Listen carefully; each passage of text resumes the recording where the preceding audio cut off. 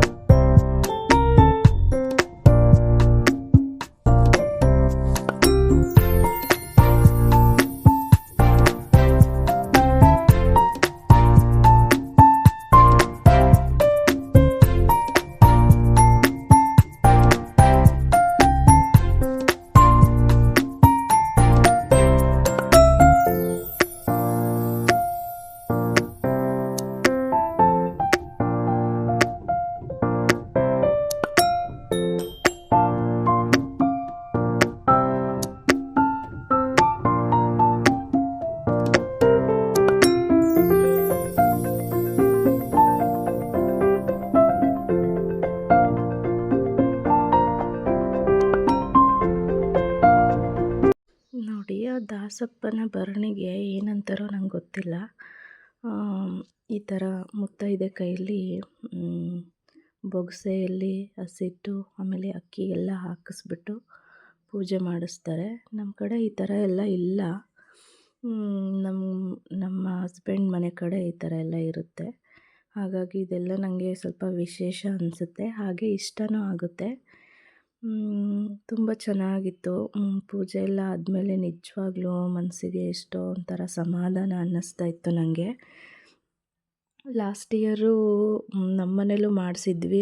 ಆದರೆ ಚಿಕ್ಕ ಮಗು ಇರೋದ್ರಿಂದ ನನಗೆ ಪೂಜೆನ ನೆಮ್ಮದಿಯಾಗಿ ಮಾಡೋಕ್ಕಾಗಿರಲಿಲ್ಲ. ಮಗು ಕಡೆನೇ ಜಾಸ್ತಿ ಗಮನ ಕೊಟ್ಬಿಟ್ಟು ನಾನು ಆ ಕಡೆನೇ ಇದ್ಬಿಟ್ಟಿದ್ದೆ. ಪೂಜೆಯಲ್ಲೆಲ್ಲ ಅಷ್ಟೊಂದು ಭಾಗಿಯಾಗೋಕ್ಕಾಗಿರಲಿಲ್ಲ. ಈ ಸಲ ಸಂಪೂರ್ಣವಾಗಿ ಖುಷಿಯಾಗಿ ಪೂಜೆ ಮಾಡಿದ್ದಾಯಿತು. ನೋಡಿ ನನ್ನ ಮಗಳು ತರಲೆ ಹೇಗೆ ಆಟ ಆಡ್ತಾಯಿದ್ದಾಳೆ. ಎಲ್ಲ ಮನೆಯವರೇ ಇದ್ವಿ, ಹೊರಗಿನವ್ರು ಯಾರೂ ಬಂದಿರಲಿಲ್ಲ ಇನ್ನೂ. ಇಲ್ಲಿ ನೋಡಿ ಎಲ್ಲ ನಾಮ ಇಡೋದು. ನಾನು ಇದನ್ನು ಸ್ವಲ್ಪ ಹಾಗೆ ವೀಡಿಯೋ ಮಾಡ್ಕೊಂಡಿದ್ದೆ. ಇವರು ನಮ್ಮ ದೊಡ್ಡ ಮಾವ. ನಾನು ಈಗಾಗಲೇ ಹಳೆ ವೀಡಿಯೋಗಳಲ್ಲೆಲ್ಲ ಹೇಳಿರೋ ಹಾಗೆ ನಾನು ಯಾರಿಗೂ ಅತ್ತೆ ಮಾವ ಅಂತ ಕರೆಯೋದಿಲ್ಲ, ಅಪ್ಪ ಅಮ್ಮ ಅಂತಲೇ ಕರೆಯೋದು. ಎಲ್ಲರೂ ನನ್ನನ್ನು ಕೂಡ ಹಾಗೆ ನೋಡ್ತಾರೆ, ಹಾಗಾಗಿ ಅಪ್ಪ ಅಮ್ಮ ಅಂತಲೇ ಕರೆಯೋದು. ಇಲ್ಲಿ ನಮ್ಮ ಮನೆಯವರಿಗೂ ಸಹ ನಾಮ ಹಾಕ್ತಾಯಿದ್ರು. ನಾನು ಸುಮ್ಮನೆ ರೇಗ್ಸೋಕ್ಕೆ ಅಂತ ಅಂದ್ಬಿಟ್ಟು ವೀಡಿಯೋ ಮಾಡ್ಕೊಂಡಿದ್ದೆ. ಏಕೆಂದರೆ ಅವರಿಗೆ ಇದೆಲ್ಲ ಇಷ್ಟ ಆಗೋದಿಲ್ಲ. ದೇವರನ್ನ ಅವರು ಸ್ವಲ್ಪ ಅಷ್ಟಕ್ಕಷ್ಟೇ ನಂಬ್ತಾರೆ, ಆದರೆ ಅಷ್ಟಕ್ಕಷ್ಟೇ. ಸೊ ಹಾಗೆ ಒಂದು ವಿಡಿಯೋ ಮಾಡಿಕೊಂಡೇ ಇರಲಿ ಅಂತ. ಇಲ್ಲಿ ನೋಡಿ ಎಲ್ಲ ಎಡೆಗೆ ಎಲ್ಲ ಜೋಡಿಸೋಕ್ಕೆ ಅಂತ ಅಂದ್ಬಿಟ್ಟು ರೆಡಿ ಮಾಡಿದರು. ಇಲ್ಲಿ ಎಲ್ಲ ಜೋಡಿಸ್ಬಿಟ್ಟು ಪೂಜೆಗೆ ಹೂವೆಲ್ಲ ಹಾಕ್ತಾಯಿದ್ರು. ಎಷ್ಟು ಚೆನ್ನಾಗಿ ಕಾಣಿಸ್ತಾ ಇದೆ ಅಲ್ವಾ? ನನಗಂತೂ ಇಷ್ಟ ಆಯಿತು. ಮನೆ ಜನ ಎಲ್ಲ ನಿಂತ್ಕೊಂಡು ನೋಡ್ತಾ ಇದ್ವಿ.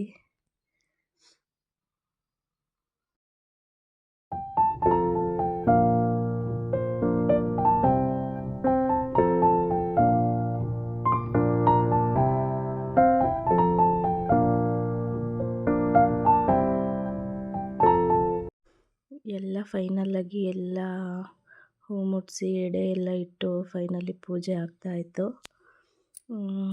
ನಂತರ ಇಲ್ಲಿ ಊಟಕ್ಕೆ ಕೂತಿದ್ವಿ, ಹಾಗೆ ಒಂದು ಸ್ನ್ಯಾಪ್ ತೊಗೊಂಡಿದ್ದೀನಿ.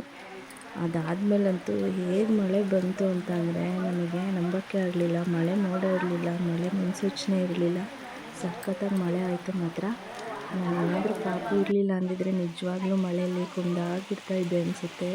ನಂಗೆ ಮಳೆ ಅಂದರೆ ಅಷ್ಟೊಂದು ಇಷ್ಟ. ಆಲ್ಮೋಸ್ಟ್ ತುಂಬ ಜನಕ್ಕೆ ಗೊತ್ತಿರುತ್ತೆ ನಾನು ಎಷ್ಟು ಮಳೆನ ಇಷ್ಟಪಡ್ತೀನಿ ಅಂತ. ನೋಡಿ ಎಷ್ಟು ಚೆನ್ನಾಗಿ ಕಾಣಿಸ್ತಾ ಇದ್ದಾರಲ್ವಾ ಮಳೆ ವಿಡಿಯೋ.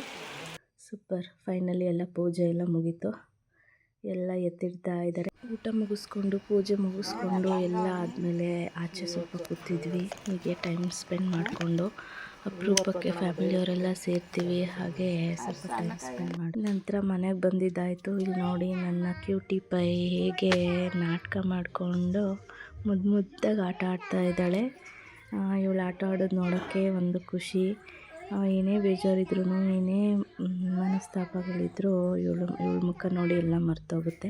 ಹಂಗಂತ ಯಾವುದು ನೋವೇನಿಲ್ಲ, ಆದರೂ ಕೆಲವೊಂದು ಸಲ ಬೇಜಾರು ಅನ್ನಿಸ್ತಾ ಇರುತ್ತಲ್ವ, ನನ್ನ ಮಗಳಿರೋದ್ರಿಂದ ಎಲ್ಲ ಮರ್ತೋಗುತ್ತೆ.